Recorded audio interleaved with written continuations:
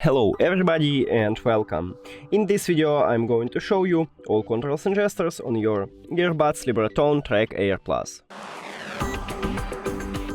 And before starting I wanna show you that I customized gestures. I change for the left one for the double tap, also for the triple tap, and it's the same with the right one. I only left double tap on the right earbud, it play pause like by default.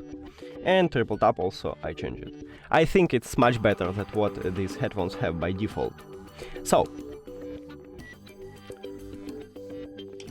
touch areas located right here, and I put it to my ear and I will show you what I'm doing. So, if I press 2 times on my left earbud, I will play next track. If I press 2 times on my right earbud, I will play or pause the song. 1, 2, and I pause the song, 1, 2, and I play a song.